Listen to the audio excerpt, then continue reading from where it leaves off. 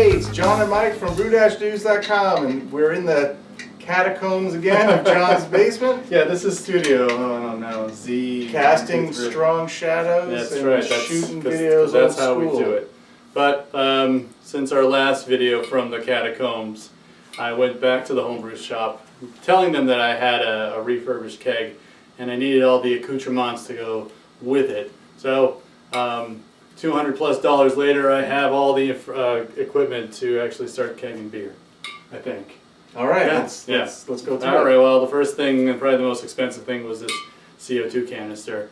But after asking if they had an exchange program, which they said they did, I decided that this was the place to buy a canister. Nice new one, and it's filled with CO2. Nice. I trust that it is. But yeah, this looks nice and shiny. I'm sure when I bring it in and exchange it, I'll get one that looks really worn and Because that was always my advice, is to not buy a tank, right? Because you'll have to do an exchange program. Yeah. But this homebrew shop in the past, they normally haven't done exchange programs. At least when I was a wee lad getting into kegging, they didn't do that. So times have changed. And they have changed. And they gave you got a tank. I got myself a tank, so now I can just exchange it. I don't know what that cost that's going to be, but CO2 can't be that expensive, right? Right. Right? We exhale it all the time, so. Less than propane, I'm pretty cheap. sure. So that's part one. Part two, we're going by cost, of course. I have my valves. This is the valves, right? This is your regulator? My regulator. I didn't get it. I asked for a cage, as suggested Another piece of advice. I asked for one, and after dropping that much dough, the guy behind the counter said, "Oh yeah, I forgot your cage," and I said, "I'll come back for that." So I have the regulator, but I don't have the cage, which I will get, so that when I drop this, which I will, I won't have to buy another one. Another whatever breaks out of this. Yeah, but this was like $75. So that's great. And then, all these wonderful connectors, like that goes on your keg. You quick disconnects. And this one goes on your keg. I got all this stuff in my pocket. All this stuff in your pockets. And then I got myself a little Cobra tap. Cobra tap, picnic faucet. Picnic faucet, right? And then tubing, which we discussed tubing, and people still ask us questions about tubing. It's a pretty, and you're not going to see this, but this is a pretty thick tube. That's actually for the beer coming out of the keg, right? Yep. What is this, 3/16? This is 3/16 Bev Flex tubing. Very thick. Very thick walls. So. And then the other side, of course, that's for, don't worry about that, I dropped it. This is for the actual gas going in. And it really doesn't matter what size your gas tube is. Yeah, that's what he said. But I actually got some other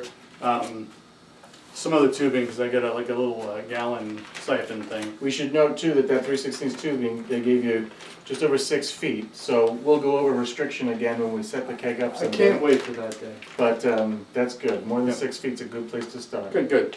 And then, as Mike's English friends would say, bits and bobs. These are all the little things that go along with actually connecting the tubing to the connectors and what have you. Hose barbs and hose clamps. Yeah, all that stuff.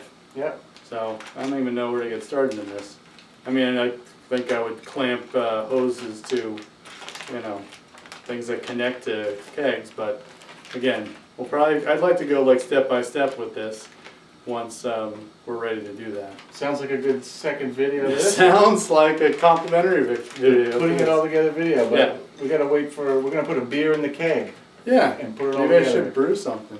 Brew something. Yeah, I have a kit, but maybe I can go to the store and brew something good. It's for kind of summer. a big deal. Your inaugural keg I know. beer. I mean, you don't want to just throw together some DME Cascade hop. Maybe, dude. Yeah, I don't know. Maybe we'll go back to basics and I'll do like a nice little American amber ale. Okay.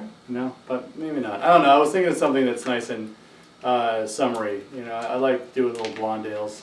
Maybe with like a little more of a hop punch this time around. And sounds great. See how that goes. So, all right, that's the update on the whole adventures in kegging with John from Brew-Dudes. We'll see how this all comes together in a later video, so stay tuned. Next week, we're tasting beers from people who sent us around the country. Yep. So, you know, hopefully we don't go blind or start tripping on acid. Not that anybody would do that, you know. We're all friends here, right? But, you know, tune in for next week and see what happens. Excellent. Like, comment, subscribe to the channel, and check us out next week when we taste some beers. All right, for brew-shoots.com, I'm John, he's Mike. Brew on. Cheers.